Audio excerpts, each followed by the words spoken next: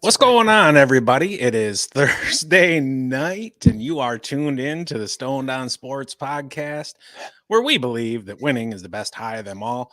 We are continuing our march to the start of the fantasy baseball season here with part 2 of our first base preview. And I'm looking forward to this. We went over part 1 on Tuesday, and now we're back for a little bit more. I know I'm really getting excited and getting ready for the baseball season, especially since my Lions are done. My ass is on to baseball. I don't know about you, Kyle. How you feeling tonight, brother? Yeah, definitely on to baseball. With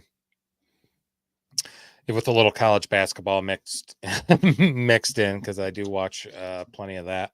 But yeah, getting excited, getting even more excited because we're doing all these position previews over the next I don't know, several weeks, I guess. I think 6 weeks, something like that. 7 weeks, 8 weeks, 9 weeks, something like that. So looking forward to it, diving deep. Dubo, what's going on, always brother? Here, always the first one here, always supporting us, interacting. We love it. Thanks for joining us again tonight. It's a day one Dubo right there. Heck yeah, man. Heck yeah. Yeah. So first baseman, I'll put the rankings back up on our rankings. Again, these are available on the website, stonedonsportspodcast.com.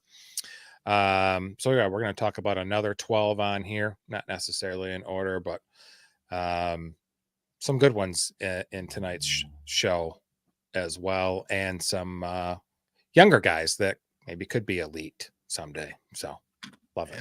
Who are we starting off with tonight? We are going with Mr. Matt Olson of the Atlanta Braves, ADP of 16.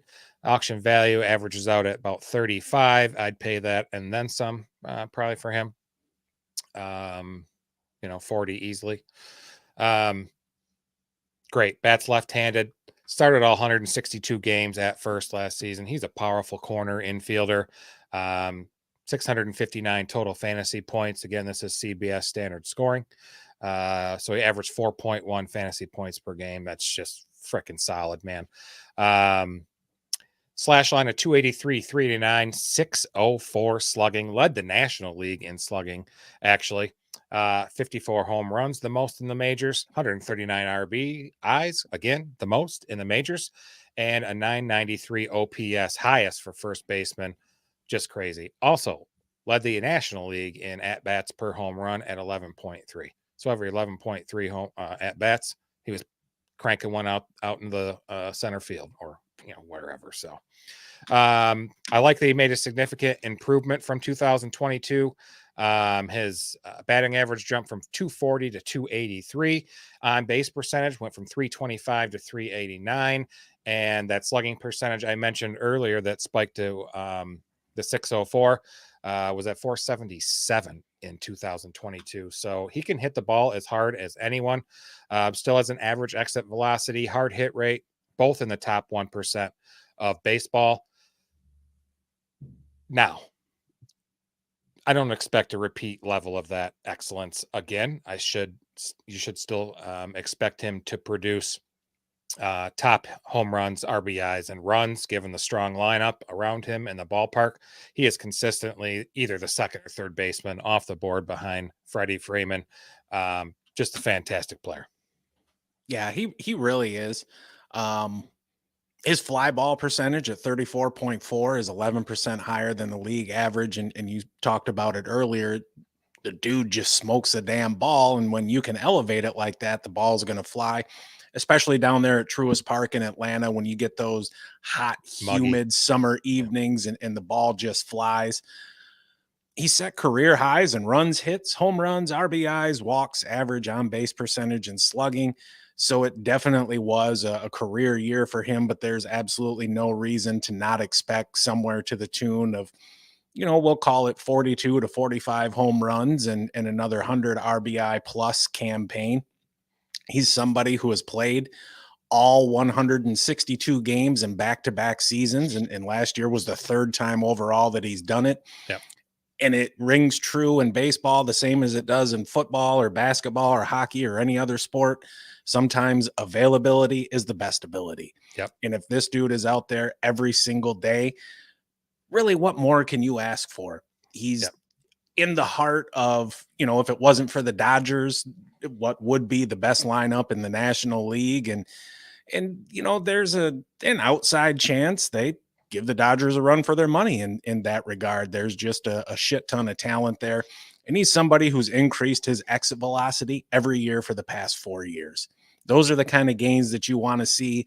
And when you look at numbers like that, it's very easy to see the story of Matt Olson and just how he performs. Yep. Love him.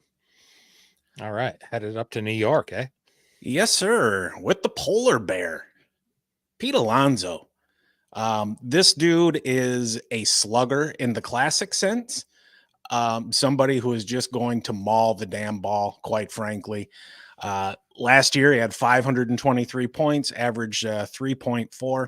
Right now, he's a number 4 first baseman off the board, going right around 27, 28 for his ADP. He finished third in the position last year, 46 home runs, 118 RBIs, 92 runs, had a triple slash, a 217, 318, 504, good for an 821 OPS. His average did take a dip, and obviously that's not what you want to see. But at the same time, you cannot argue with the power. The average was down 60 points. His on-base percentage was down near 40 points. And you got to remember that Citi Field is the 5th best pitcher's park out there. But when you have power like him, it I don't want to say it doesn't matter. He hits cleanup. It's a very top-heavy lineup. There's really not a whole lot other than him. Right behind him, you're going to have Starling Marte, who's in a fragile and aging bat, and a young and inconsistent Francisco Rodriguez at catcher. He's still going to be an elite power source. He's still going to produce runs. I expect him to have another 200-plus combined runs and RBIs. He's a free agent after the season, so he is in his walk year, and he's got that little bit of extra motivation. When he plays 150 games, his lowest home run output is 37 home runs. I mean, the guy hit 50 home runs as a rookie. He is an absolute masher. Yep. You mentioned his, the average. His expected last year was 246. That's the 35th percentile. But if he hit like 235, 240, I don't think we'd be having this conversation right now. Right. I think that there would be no concerns about his batting average. The guy has, since 2019, he has 192 homers, more than anyone else in the league. Just impressive as heck. I look for him to good. The Mets offense looks improved from last year. I think he'll have no problem reaching 100 RBIs again and triple digits in runs scored. And you mentioned that final year of his contract. He also hired Scott Boras in the offseason. You know how good that guy is. So I definitely look for him to be on another team in 2025. For sure. Dubo jumping in. Might have missed it, but when you say AAV, how much money do you start the auction with? That's a very good question, and it's something we probably should have mentioned before, Dubo. The industry standard is $260. Yep. And I was going to say it varies too, depending on some things or your league or your choices your commissioner makes and stuff, but that's what I've played in. Yeah. And really, when you talk about auction values, that's what we're basing it on. And according, our ADP comes from NFBC. Really, when you think about auction values, though, think about it in terms of percentage of your overall budget, because there is that variance from league to league. Yeah. And NFBC is the high stakes National Fantasy Baseball Championship. There's an NFFC as well. They're under a parent company. I can't remember the name of them right now. In fact, last week there was just a cheating scandal on the NFFC on a Hold'em tournament, I believe, from last month or something. Yep. Draft. Yep. Where a contestant and employee of that company internal there were doing something wrong. So they were in cahoots, moving players in that they, swapping players, I guess, swapping players, after the game would start. So not good at all. Next we're headed to St. Louis. soon as I can figure it out. There we go. Paul Goldschmidt, St. Louis Cardinals. Average, the ADP is 74. People are paying about an average of $18 for him on NFBC. Plays first base and DH2, 3 fantasy points per game. I got him at 463 points. Finished first baseman, 9th best in points. Slash line of 268, 363, and 447. Still hit 25 home runs, 80 RBIs, 89 runs scored, and 11 stolen bases, with an 810 OPS and a ton of plate appearances, 687. So he's 36.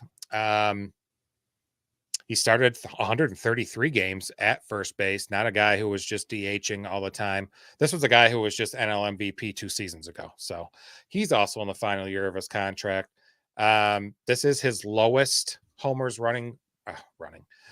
homers, RBIs, and runs were the lowest he has tallied in a full season since 2016. And the guy's still ranked in the top 50 of all hitters last season. That's consistent production. I think the days of 100 RBIs and 30 home runs is over, but he'll be close. He's durable too. Since 2015, as Matt mentioned before, availability is the best ability. He's missed a total of 44 games. That's an average of less than 5 games per season. I like him, but if you're looking for a repeat of last season, he might be a safe bet to hit 25 and 80 again. Yeah, for sure. And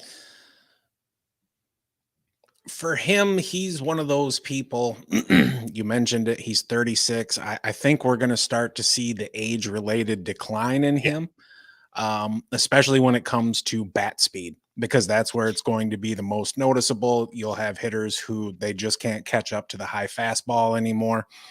To his credit, he still hits the ball damn hard.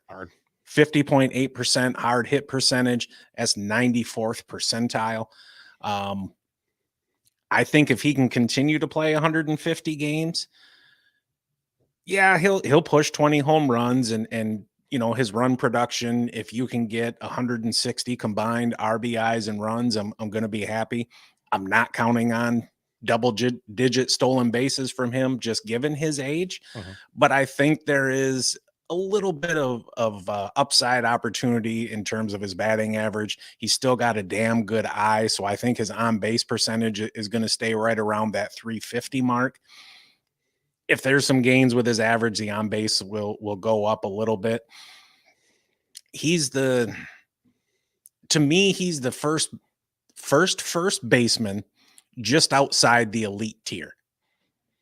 He's in that next kind of secondary tier, slow and steady, wins the race kind of dude. He's not going to wow you with anything, but he's not really going to disappoint you either. And I think right now at 74 overall and $18, I think that's a reasonable price. Yeah. I'm probably not going to go much further than that though with him. No. I kind of feel like 15 is about the right number, but yeah, maybe 13 to 15 actually. But yeah, I like him. All right. Heck yeah. So we've got somebody with no home right now. Right. And that guy's name is Cody Bellinger. He's the number 6 first baseman, and he's another one of those dual eligibility guys. He'll play a little first base. He'll play some damn good center field for you as well. Number 55, 56, something like that off the board. You can get him for a little over a 20 spot in auction leagues. He was the number 5 first baseman last year, 489 points, averaged 3.8 points per game, 26 home runs, 97 ribbies, 95 runs, did steal 20 bases. He had a 307 average, got on base at a 35% clip, slugged 525, good for an 881 OPS. He did have, however, a career low exit velocity and hard hit percentage. He was 7% below league average in his hard hit percentage, right around 31.5%. He's only played 140 or more games 3 times in his career. I understand the 2020 year is in there as well. He's not really somebody who walks or strikes out much. And if you look at that differential between his batting average and his on-base percentage, that is something that'll clue you in and let you know he's not somebody who tends to draw a walk. with him, I think a lot is going to depend on where he signs, what lineup he's going to be in, what ballpark he's going to be in. Yeah. I'm not expecting another 2020 season regardless. He's somebody who is a wild card. He's a former MVP with 40 plus home run upside, or he can look like complete ass. Yeah. So you're taking a gamble, drafting him in the top, we'll call it 60, ponying up over $20 for him. It's a gamble that can pay off. And for me, I'm not really the reason I'm not expecting another 2020 season. I'm not expecting him to steal 20 bases again. Yeah. Kudos to him. He cut his strikeouts almost in half season over season. He focused more on solid contact and just contact overall. And he's somebody who benefited greatly from the shift ban. In 2022, he was shifted 91.6% of the time. Wow. And that really opened up the field for him. It did. He just had a great dynamic all around year last year for the Cubs. You mentioned about the walks. He only had 40 walks and 550 plate appearances. That's interesting. Why? I feel like he should walk a lot more. You would think. Walks as good as a hit most of the time. And I didn't do too many.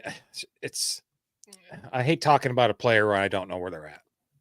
It's definitely more challenging. I think it's even more challenging in baseball due to different ballpark dimensions and the layout and whatnot. But it seems like returning to Chicago is like the most likely scenario for him. But we'll see. And like Matt said, temper your expectations for a repeat on his season from last year. All right, we're headed out west, Colorado. Mr. Nolan Jones. I like this cat.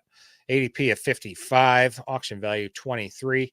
25-year-old rookie last season. Played just 10 games at first, making him eligible for this season. What an extra value he gives with that. He averaged 3.3 fantasy points a game, 297, 389, 542 slash line, hit 20 dingers, 62 RBIs, 60 runs scored, 931 OPS. That was 10th among all hitters with 400 plus plate appearances, ahead of guys like Juan Soto, Altuve, Harper, JD Martinez. Just a fantastic OPS. His 542 slugging that I mentioned, 11th among all hitters with at least 400 plate appearances. Stolen bases, he had 20 of those. Made the 2020 club in just 106 games. That's impressive. Very impressive.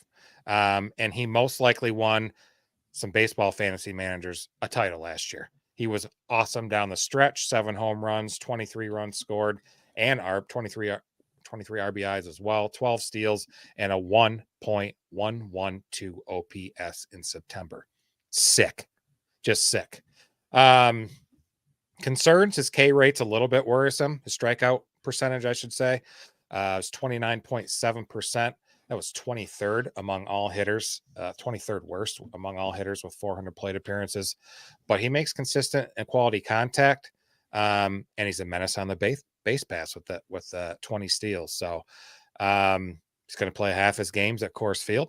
Should be a mainstay in your lineup. His splits look pretty decent as well. Same amount of home runs last season versus home or away, 10 each. He's hit 306 at home versus 288 on the road. Same side pitching, Matt mentioned on Tuesday. His same side pitching, because he's a lefty. Hits lefties for 314, hits righties for 289.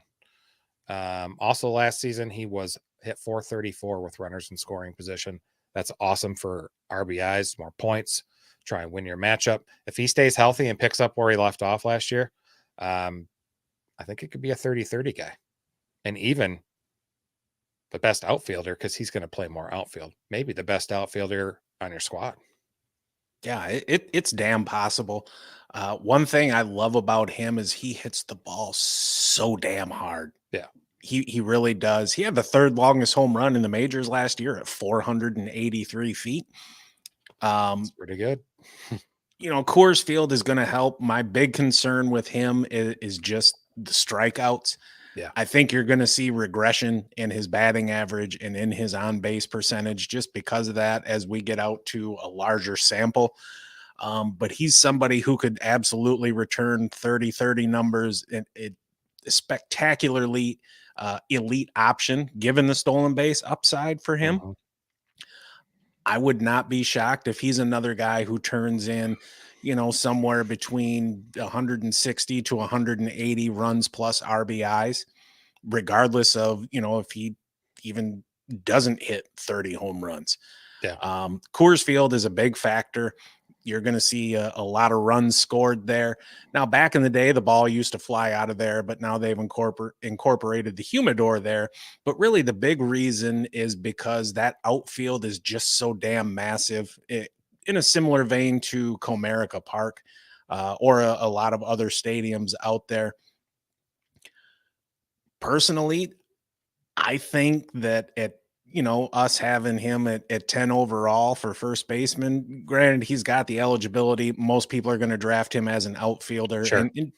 And just so everyone that, in case you missed it, every league is going to be a little bit different in terms of how players qualify for positions.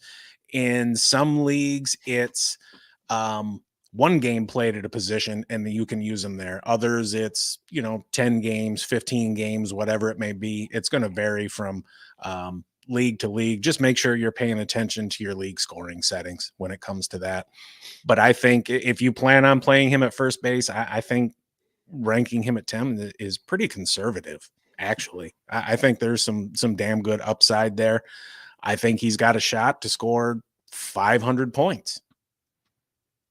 For sure. I like him too, and he's probably I got him hitting third behind Tovar there as well, or not behind, but after Tovar. They work out. I like it. Yeah. You know what? Let's bring it back east. Let's go to Beantown. We're going to talk about another young cat by the name of Triston Casas. Right now, he is the number 9 first baseman off the board, going 1/2 overall, auction value of $13. Last year, he was the number 28 first baseman, 349 points, averaged 2.6 a game, 24 home runs, 65 driven in, scored 66, went 263, 367, 490 for his triple slash. This is probably going to be the last year that you'll be able to get him outside the top 100 players. He is a rising star at first base. Yep. He hit 24 home runs in his first season with significant playing time. He's got an elite walk rate, which is really going to help that on-base percentage. And there's some roto leagues out there that they'll replace on-base percentage for batting average. He had 21 doubles to go with his 24 home runs. So he's going to give you a nice ISO and good slugging percentage.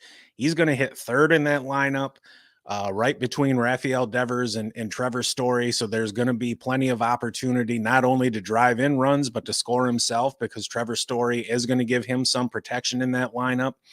I think he's got a damn good chance to push for 30 home runs with 80 driven in and 80 scored. Yeah. You hit the nail on the head there. He's going to be the next star at first base for sure. He's a huge guy too, 6'5", 240 something. His OPS you mentioned, I think, was 856. That was good for 17th among all hitters with 500 at bats or plate appearances, and that 490 slugging was 26th among all hitters with 500 plate appearances. The future is bright for him. He's worth reaching for, I think, this season, because chances are good he will outproduce his ADP. I like him. All right. Headed to Ohio. Oh, boy. Yeah. Lucky us on the Ohio River there. Christian Encarnacion-Strand with the Reds, ADP of 147. It's going for about an average of $7 on NFBC. I'm going to just kind of refer to him as CES through this. He's 24 years old, bats right, 2.5 points per game, 160 total. Had a slash line of 270, 328, and 477. Hit 13 dingers, 37 RBIs, 29 runs scored. That was just in 241 plate appearances. His OPS of 805 was 80th Best among hitters with 240 plate appearances. Now, I know you say 80. That's not very good. But for some context, that's out of 333 total hitters. So it's pretty good.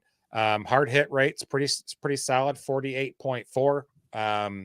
And his expected slugging at 476 put him in the top 30 of qualified hitters in the expected slugging percentage. In the expected slugging percentage, he can flat out rake. I think that becomes even more appealing. Playing half his games at the Great American Ballpark there in Cincinnati. My other problem is I don't think he'll get to play in all those games because there's such a log jam. You got switch hitters, Candelario, Ellie, even Jonathan India. There's who else is there, Matt? Who can't I think of? So they've got their Votto's top prospect, Noelvi Marte, is going to Yep. be playing third. Yep. So kind of like a big log jam there with infielders, especially in the corner. Now, by summer, some of those players could be traded, like they've kind of talked about. A combination of that, injuries, slumps. The good thing about this cat is he controls his own destiny, meaning, if he produces when given the chance, he's going to play daily. If you miss on him or maybe pass in the draft on him this year, maybe try and buy low on him for the summer. Yeah, it's possible. And it really sucks. He's kind of that dude without a position them signing Candelario. Yeah. I know really disappointed a lot of people because he's somebody who, if he plays 130 or more games, you're getting 30 home runs from him, period. The average won't be fantastic. He doesn't really draw that many walks. You're going to have to keep an eye on how things go in spring training.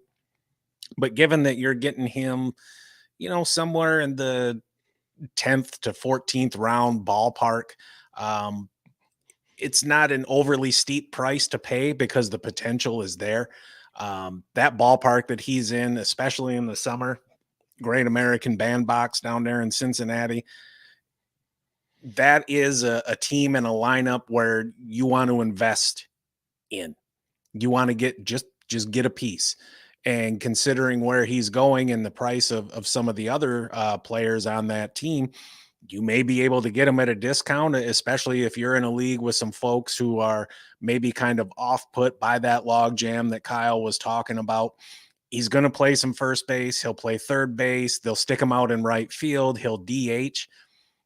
His bat is too good and there's too much power there for him to not find regular at bats. Now, does that mean he's going to be playing every single day? No, but at the same time, I could see him being a 5-day-a-week player, maybe 4 days a week, 5 days a week, some weeks at 6. I think it'll be consistent, but not as much as you're hoping for initially, but the cream rises to the top. Right. And I think as the season goes on, he's going to force their hand and he's going to be in the lineup. Yep. Agreed. So now we're going to talk about an old ass man in Kansas City, Sal Perez. He's primarily a catcher, does play some first base because they're trying to save him. Got an ADP 129, 130. He's a number 13 first baseman off the board. You can get him for about a 10 spot, $11, something like that. Nothing outrageous. Last year, 334 points, averaged 2.4 a game, 23 home runs, 80 RBIs, scored 59 times. He's not a great source of average or on base percentage. He hit 255, got on base 29% of the time. At a 422 slugging, OPS below league average at about 714, but he's had incredibly consistent production the last 8 years. There is an outlier year where he had, 40 home runs and drove in well over 100. Look, he's going to be 34 years old in May. He's been catching for the past decade plus. Don't expect any large increases really in anything. He's got a decent spot in the lineup. He's going to have Bobby Witt Jr. hitting in front of him, who gets on base pretty damn well and is always a threat to steal. And he's got a guy we talked about on Tuesday, Vinny Pasquantino, hitting behind him. So he's going to have a little bit of protection there in the lineup. that team is likely not going to be very good.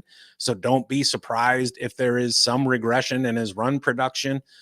Maybe instead of somewhere around 140 total runs plus RBIs, maybe it's closer to 120, something like that. Back of the napkin math, I'm looking for him to have about 20 home runs, drive in 70, and score 50. He is somebody who does not walk. He will not take the free pass, and you can see there's less than a 40-point difference between his batting average and on-base percentage. And again, we talked about that a little bit earlier, but there's still a little bit of pop in there, and he can be streaky at times. If you've got him as a bench piece or if you drafted him as your catcher, obviously he's going to be in there pretty much every day because of just you're getting 20 home runs from a catcher. But if you're not playing him there, look out for the hot streaks. And you better damn sure look out for those cold streaks. That's for sure. Yeah, he's just 3 seasons removed from that 48 home run, 121 RBI season, led the majors in both of those categories. He played my concern is he played in 140 games this past season. That was the most since that 2021 season where he went off, and the second most since 2015. So we'll see if he stays durable and able to play that many games again. Matt mentioned, he is just pretty much a one-dimensional slugger now. You'll get 20 plus home runs and strong RBI totals from him, and that's about it. Okay, we are headed to Texas. Yainer Diaz, ADP of 102, auction value averaging out about 13. I got him on a sleeper list for 2024 drafts this year. I think he offers a ton of offense at a position that lacks it because he's mostly going to be a catcher. He was a DH for 38 games, caught 60 games, and first base at just for 8 games, but he should be eligible in most leagues. Scored 2.7 fantasy points per game, had a slash line of 282, 308, 538. 23 homers, 60 RBIs, scored 51 runs. That was in 377 plate appearances. That 846 OPS was pretty good. That was 30th among all hitters with at least 350 plate appearances. And the slugging was even better, 13th among all hitters with 350 plus plate appearances. Last season didn't really come out of nowhere, though, because he was slapping it around in AAA. He was a top 100 prospect before last season who hit 294, 343, and 587 at AAA. He's going to get plenty of bats in Houston. And I don't think he's the greatest defensive guy, but since those don't matter in fantasy, he's definitely someone to target. There's some risk just because of the limited amount of games he has played, but if it wasn't a fluke, he's going to be a mainstay at the top of that position for the next decade. Yeah, I think so. And I'm looking for him to play about 120 games this year, give or take. He's going to be hitting behind Kyle Tucker towards the bottom of that lineup. But considering, there's Kyle Tucker in front of him and there's, what the hell is that dickhead's name that plays first base? Came there from the White Sox. Anyways, there's other assholes there in the lineup who are pretty damn good at getting on base. So there's going to be ample opportunity to drive in runs. I don't know how much room there's going to be for improvement in runs scored, though, just because of what's coming up behind him. But Kyle, you're absolutely right. The production upside is absolutely real. As much as I hate the Astros, like game recognized game, like he came up, he made an amazing impact in just over 100 games. I think if he goes 120 games, he can push, 28, 29 home runs, maybe drive in 80. I think the runs scored will be maybe around 60, 65. But still, if you can get, 140 runs plus RBIs out of him and close to 30 home runs, and he'll hit some doubles too. He had 22 doubles last year. He can, there's a chance he can push that up to 30. You're going to get some decent production there, especially where you're drafting him, if you're in a snake draft or how much you're going to have to pay for him in auction leagues. Yeah. some stuff going on in the chat there a little bit. We're talking some movie quotes here. I know I see that. We've been throwing around some major league quotes thanks to Supersonic and Dubo as well. He's talking about the Sandlot as well and how he grew up on that shit. Same as well. That's one of my favorite sports movies as well. And yeah, the movie quotes stick in my head. I don't know, Matt. That's probably what I'm pretty good at. It is probably the only thing. Yeah, it probably is the only thing. But movie and show quotes and things like that, I use them constantly. But Sandlot's a good one. Damn good one.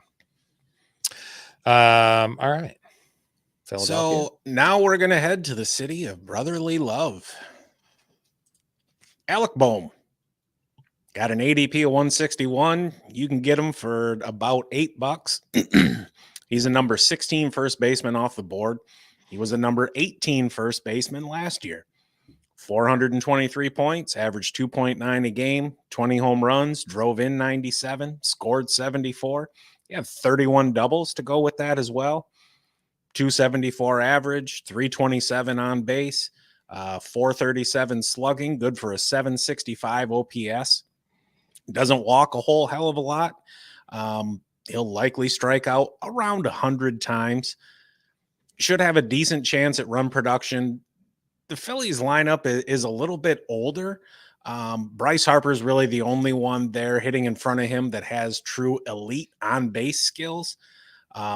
He's somebody that doesn't pull the ball a whole hell of a lot, and he doesn't really have the power to be an opposite field or dead center home run kind of guy.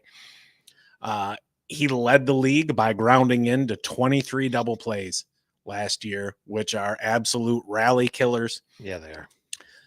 Overall, he's a slightly better than average player. I think he's kind of entering his prime. I think he's coming into his age 27 season. I don't think there's going to be a whole lot of improvement in terms of power, but I think his run production in terms of runs and RBIs, I think he has a fairly decent shot to match last year's totals, but I don't think there's a whole lot of room for improvement on that. He's more of a doubles guy than a true, powerful home run hitter. I could see some gains there, though. Maybe he hits, 35, pushes for 40 doubles.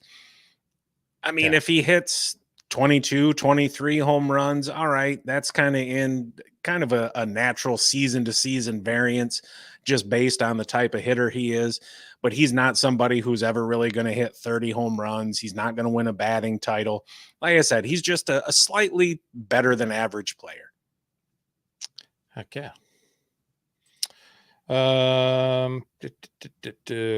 Yeah, I got it right away there. Supersonic. Did he say funky butt loving? Name it, and I was like, "That's from Rookie of the Year." Dumbass kid pitching for the Cubs. Yeah, is that the right one? Because then there was a kid whose grandpa died, and he became the manager of the Twins, which would never happen. Right. Let's see. Anyone ever tell you look like a penis with a hat on? That's John Candy and isn't it John Candy, Steve Martin? Is that Planes, Trains, Automobiles? I don't think so. God. I just touted my knowledge a moment ago and you should have kept your mouth shut. No, I know that. What says that?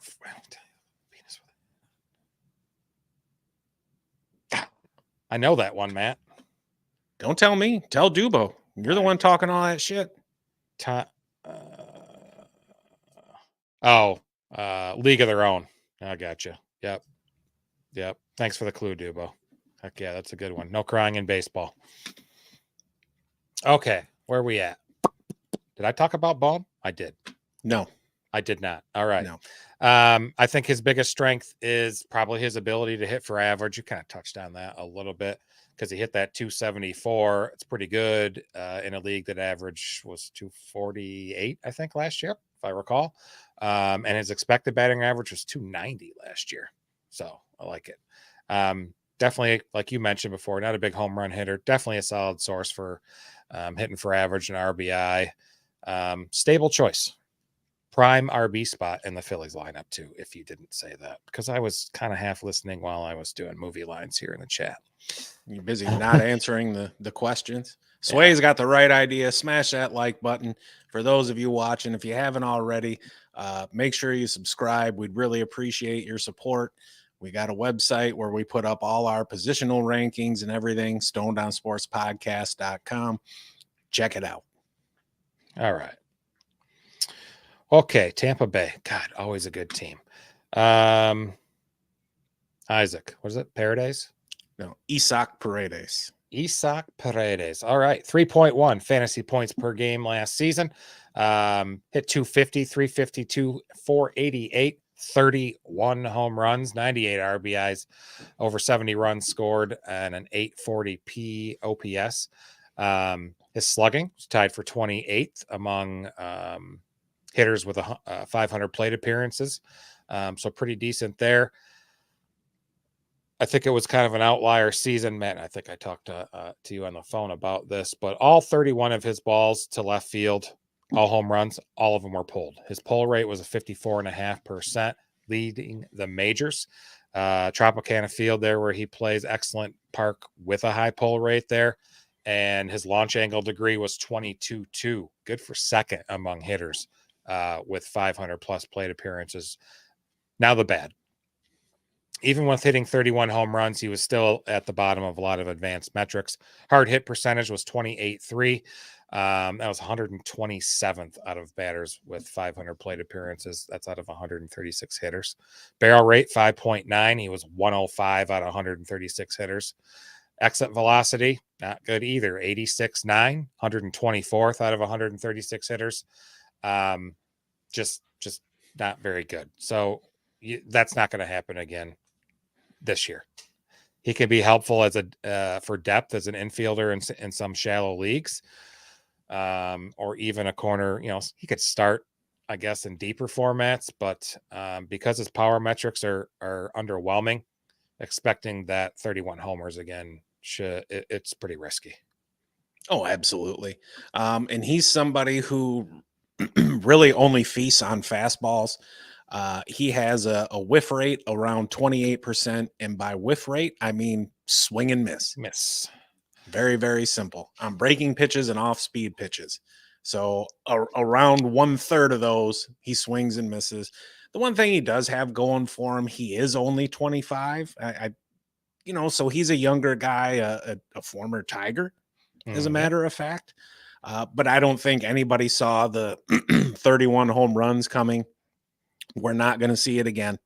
It's just, he's got a nice launch angle. He does not hit the ball hard enough. And what, maybe he'll hit in the mid-20s, which is fine. I guess you're not high-fiving your buddies because you drafted Isaac Paredes, but if you're in a daily moves league and you need to plug him in 2-3 days a week, you can certainly do a hell of a lot worse. The team context is pretty damn good. Kyle, you're right. Tampa is always a really, really good team. They score some runs, but they're also a team that leans very heavily into analytics, and they platoon a lot of guys. Paredes is no exception to that. So you're really going to have to pay attention to the matchups, especially in weekly move leagues. Yes. Because if he's going to be on the bench for 3 games, do you really want him in there anyway? He will give you a solid ISO, and ISO slugging, whatever you want to call it, his power metrics, just under half his hits were home runs or doubles. I don't think he had any triples last year either. So not awful, not great. He's just somebody who's kind of there. And understand, once you're getting ADPs in the 170s, right now he's the 18th first baseman off the board. We've got him at 22. These are depth players. These are people filling out your bench. Yeah. That's it. Agreed. So the last first baseman we're going to talk about, we're going to head on to the city of Stringer Bell, Avon Barksdale. Where's Wallace? Where's Wallace, String? That's right. Ryan Mountcastle, Baltimore Orioles. He's got an ADP just under 240. You can get him for about $3. He's a number 24 first baseman off the board. He finished as the 34th first baseman last year, scored 316 points, averaged 2.8 a game, 18 home runs, 68 RBIs, 64 runs, triple slash, a 270, 328, 452, good for a 779 OPS. And when you look at that 18 home runs, you think, all right, like that's not terrible. 5 of them came in the first 11 games of the season. Yeah. That's no bueno. He missed some time with vertigo and shoulder injuries, resulting in only 115 games played. He can hit the ball with authority. He has above average hard hit percentage, average exit velocity, and max exit velocity. And the difference between those last two things, average exit velocity is just like it sounds like. How fast is the ball coming off the bat on average? The max is what is your hardest hit ball of the year? For him, it was up around something like 114 miles an hour, give or take a little bit. He's got power to all fields, but he's somebody who was really hurt by the renovations they did there in Baltimore to the ballpark. It was one of the best ballparks in the league for home runs. I think it was top 3 or 4 going back to 2021. After those renovations, slightly above average, but not a whole hell of a lot. He's somebody who's going to DH a lot of the time, and he'll platoon with Ryan O'Hearn at first base. I think he's a decent bounce back candidate. He's got a nice, solid prospect pedigree. He's proven before that he can hit for power. He had 30 home runs just a couple of years ago. Mm-hmm. So for him, it's going to be staying on the field. That lineup is going to be pretty damn good in Baltimore with all that young talent. Honestly, I wouldn't get shocked if he's somebody who gets moved, just depending on how some of these call-ups pan out once they get to the majors. The Orioles are a team with an absolutely stocked farm. I mean, they're just churning out top prospect after top prospect. But given where you're getting him, I mean, the dude is in 10-team leagues. He's fucking free, essentially. Yep. You know, if I'm going to take a gamble on somebody, I'm going to take a gamble on somebody who's kind of done it before, but is still pretty young. I think he's like 26. I'm not sure. You mentioned the vertigo thing, and he was out for a minute there. That started in June, and then he came back like 4 or 5 weeks later, and then went on a roll, slashing 326, 407, and 492 the rest of the way, which was pretty damn good. Yeah, he's developed into a steady player. That slugging percentage of 450 or more, 3 of his last 4 big league seasons, if you didn't say that. And then, I am worried about playing time due to the depth there, but we'll see. So that's going to wrap up our first base preview for the season. Next week, we are moving on to what I believe to be second base. Don't hold me to it because I don't have our little sheet pulled up. And if I'm wrong, I'll just edit this out in post anyways, and nobody will ever know. Right. I believe it is second base. So I smell bacon. Yeah. BLTs at the your house. BLTs are good. All right. Want to talk a little football? Yeah, you know what? Let's do it. All right. Since the NFL honors is coming out, I think it's next Thursday, technically. Something like that. We thought we'd throw out a few awards, fantasy wise. No problem, man. Thanks for jumping in there. Hold on. Thanks for jumping in there, Supersonic. Appreciate it. Always love the support. See you in a couple weeks, brother. Or a week. A few days. Yeah. Math is hard. Math is hard. We got 4 categories we're going to do. Just NFL, just the MVP, offensive rookie of the year, biggest bust, and best waiver pickup as well. Stand by, though. Any idea about the players the Twins got in the Polanco trade? I did not research that. So they got Anthony Desclafani, who is a high variance pitcher. He can be fantastic, or he can look like fuck pie. They got Justin Topa. I don't really know a whole hell of a lot about him or the couple of minor leaguers that they have. I think Desclafani is somebody who can help make up for the loss of Sonny Gray. He's not as good as Sonny Gray. Don't expect the same season that you got from him. But when he's healthy and when he's on, he's a top 25-ish pitcher, give or take. Love it. Hope that helped too, but I don't have an opinion. So yeah, 4 topics: MVP, Rookie of the Year, biggest bust, and best waiver pickup. Matt, I will allow you to go first. All right. So let's start with MVP. For me, it's CMC. He was just fantastic from the beginning of the season all the way to the end. He didn't have a great game in week 17 for championships, but when you look at his whole body of work, he averaged 24 and a half points per game in a PPR. He led the league in rush yards and yards from scrimmage, second in attempts, 21 total touchdowns, and he was the engine behind that San Francisco 49ers offense. He was intimately involved in every single game. To me, there was no one better for fantasy this year than Christian McCaffrey. And he was just great. I think he should win league MVP, quite frankly. I know he won't, but he absolutely should. If you take him off that team, is San Francisco still, they're a decent team.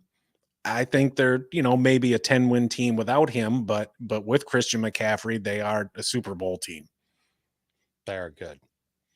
My MVP is CD Lamb, first team All-Pro this year, finished as the overall wide receiver 1, just had a freaking huge season. On PPR and CBS scoring, 24.9 fantasy points per game. Like, if you can count on 25 a week every week, that's just fucking awesome. Played in every game, had the most, had 181 targets, 135 receptions was the most. 17 force, 1,749 yards. He averaged 103 a game. Just sick. With 12 receiving touchdowns, also ran the ball for 113 yards and 2 touchdowns. Dude won leagues last year. Yeah, he did. And when you think about, like, he was the wide receiver like 16 after week 5. Yeah. And then just started putting balls on chins. I mean, he definitely showed up when it mattered most in week 17. PPR, 39 points. So he just can't, he capped off a career season. It's only 24. He is just entering his prime. Hell yeah. And he was somebody, I remember when he was drafted that I was really high on him. And he was somebody who I thought he had the highest upside of any receiver in that draft. They were just kind of waiting for him to kind of finish filling out. He was very thin and wiry coming into the league, but yep.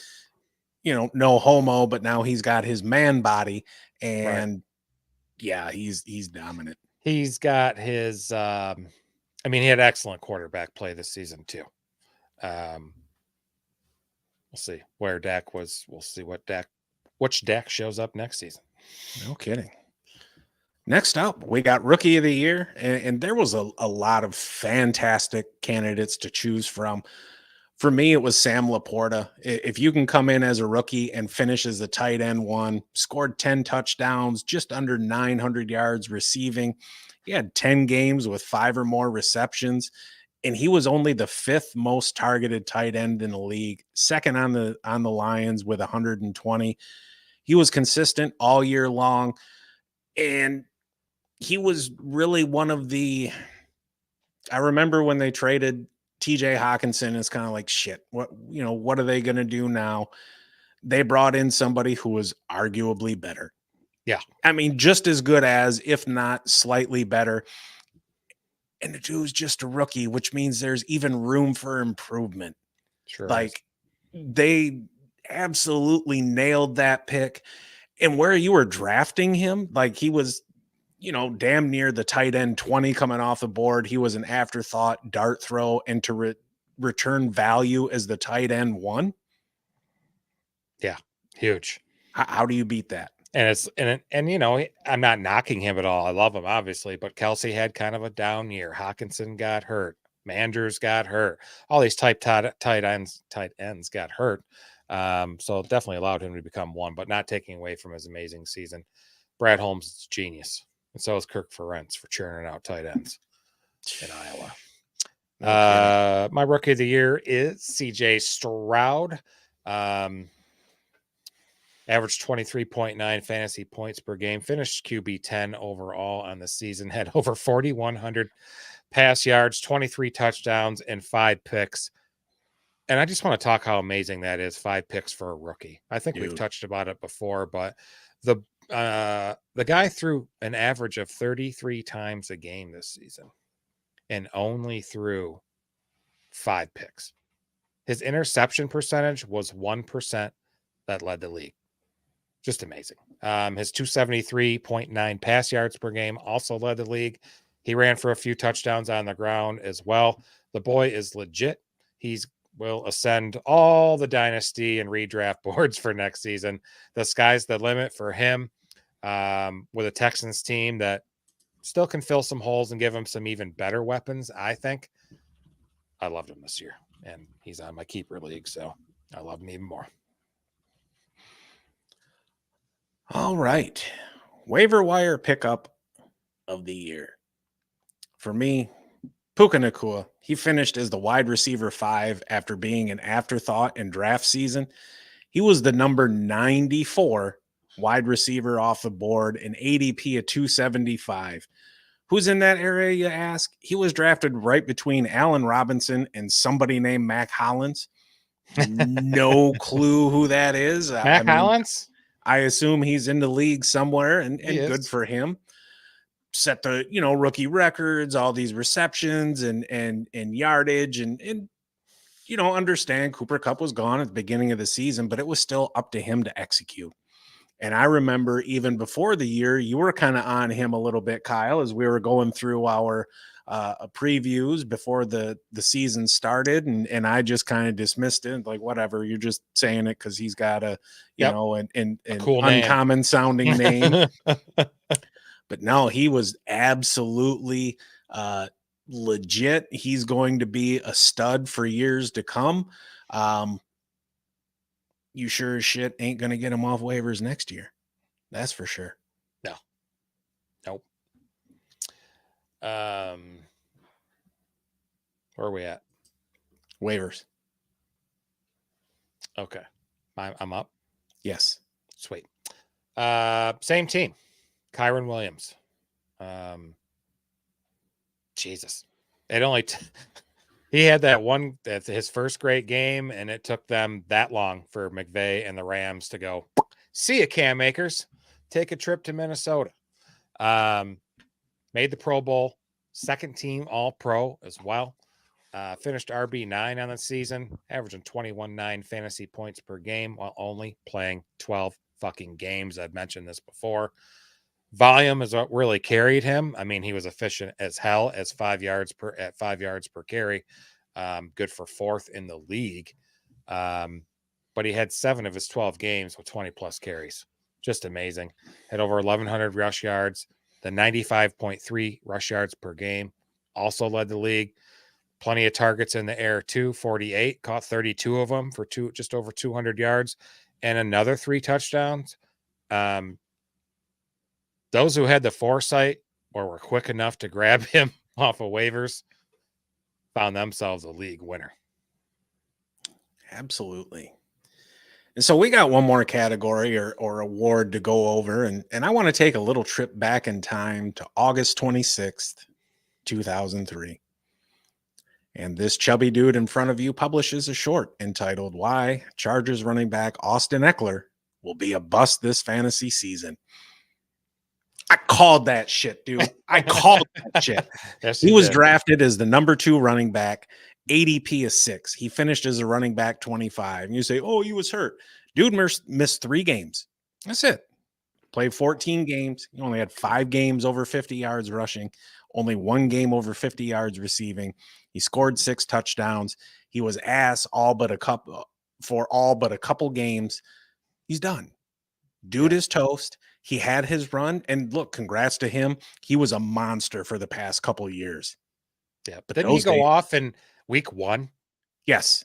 That's Week 1, and then he had like a 2-game stretch in the middle of the year where like he was kind of a thing, and then he just faded off into Bolivian for the rest of the season. And quite frankly, now like he was talking all that shit, wants a big contract, wants the extension. That's not how you get it. Nope. That's not how you get it. I wonder how much the coaching staff, locker room culture, the environment there affected everything there. It was just a bad season for the Chargers. So no, but don't excuse that shit away. He failed to execute. Yes, Matt, we'll give you credit for calling the bust. Damn straight. Mine is Miles Sanders, which I didn't do a video on, but I think we all said he ain't gonna be shit this year. He played in 16 games, only started 5, was quickly outplayed by Chuba Hubbard. I think a lot of it boils down to the Panthers just fucking sucked with rookie QB and lesser talent there. And the Eagles had a superior offensive line that Sanders got to run behind. He had 586 total scrimmage yards with the Panthers this year after having 1,300 the previous season with the Eagles. He was just horrible. He had 1 touchdown all year, 3.3 average per carry. No receiving touchdowns. He finished RB 53 on the season, total of 88 points. He signed that big contract, 4 years, $25 million. He got big signing bonus. I think it was $13 million guaranteed. And everybody said that was stupid. Yep. And it turned out that it was.